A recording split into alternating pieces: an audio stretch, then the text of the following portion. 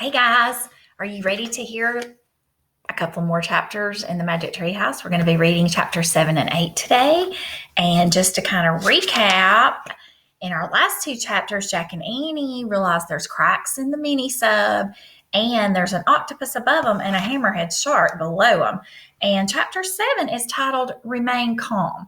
So I'm thinking that is like, no, I think that's going to be hard to do, don't you, in their situation? So we'll see. The shark swam behind the coral. Where did it go? Said Annie, peering out the window. It doesn't matter, said Jack. We have to get to the top. More water's coming in, said Annie. Yeah, I know. Come on, faster, Jack ordered the mini sub. Even more water's coming in, said Annie. Lots more. Jack looked up. The water wasn't dripping now. It was spurting. Oh my goodness. A few seconds, said Jack. Suddenly, the mini sub burst out of the water. It bobbed on the waves like a cork. The ocean sparkled all around it. Safe, shouted Annie. Jack felt the water rising around his bare feet. Not really, he said. Oops, said Annie. The octopus must have made cracks in the bottom, too. The water was up to their ankles now. Jack looked out. He saw the reef in the distance. The sub can make it. It doesn't look that far, he said. Go, said Annie. She pressed one of the steering keys. Suddenly, the screen went blank. What's happening? Said Jack. Annie pressed the key again. Then Jack pressed the other pictures and nothing happened. It's dead, said Annie. Oh, great, said Jack. Now the water was up to their knees. I guess we'll have to swim, said Jack. He took a deep breath. Right, said Annie. It's a good thing we had swimming lessons this summer. Right, said Jack. And it's a bad thing we just saw a shark. Jack quickly found the picture of the shark in the book. He read aloud. If you ever see a shark in the water, don't splash.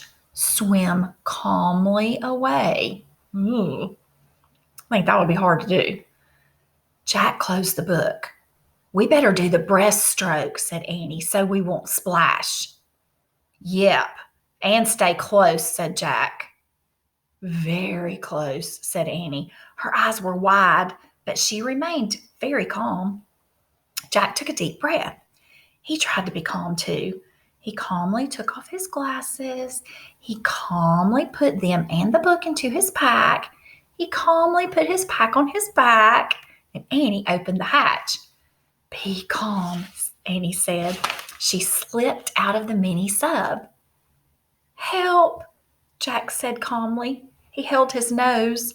Then he calmly lowered himself into the ocean. Ooh.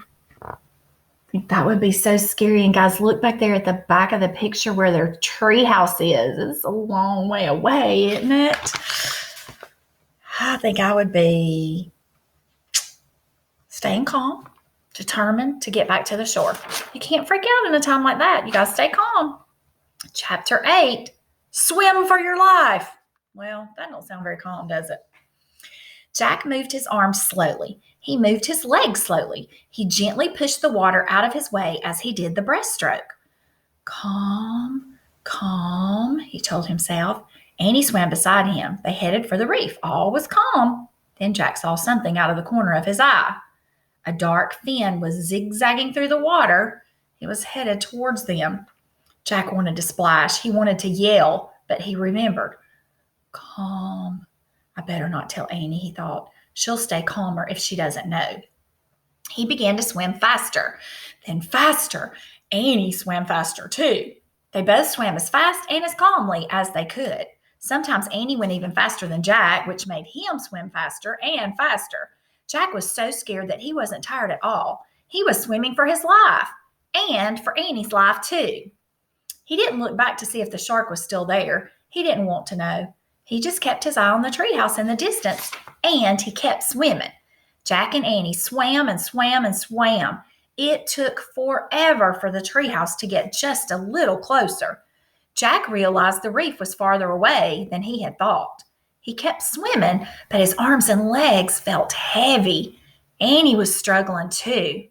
Float, she said, float. Jack and Annie turned onto their backs. They floated the way they had learned in swimming class. We'll just rest for a minute, Jack thought. Then we'll keep going. But the more Jack floated, the more tired he felt. Soon, he was too tired even to float. He started to sink. Then he felt something. His heart stopped. Something pushed at him in the water. It was slippery and alive. Had the hammerhead caught up with them? Jack shut his eyes and waited for the worst. He waited and waited. Finally, he opened his eyes. In front of him was a shiny gray head, a dolphin's head. The dolphin pushed Jack with its nose. It made happy clicking sounds. Hooray! Cried Annie. Jack looked over at her. She was clinging to the fin of another dolphin. Her dolphin was moving through the water. Jack grabbed the fin of his dolphin. Then the two dolphins swam smoothly through the water, pulling Jack and Annie towards the reef. Man, that is awesome, isn't it? Aren't they so lucky that those dolphins showed up?